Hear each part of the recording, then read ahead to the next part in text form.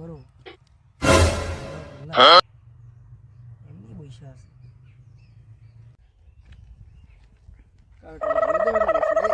এখন নাম্বারে কথা বলছিলাম দেখুন যে ব্যবস্থা করলে কিনা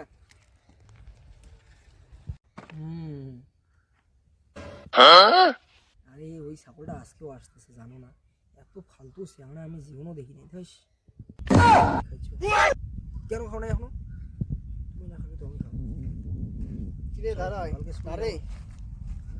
কিরে লালুদা কি রে তোকে জায়গায় নাম্বারের ব্যবস্থা করে গেছিলাম করছিস কিসের নাম্বার তুমি মই ছেলে দালাল লাগলে সবসময় ছেলে নাম্বার নিয়ে ঘুরবে না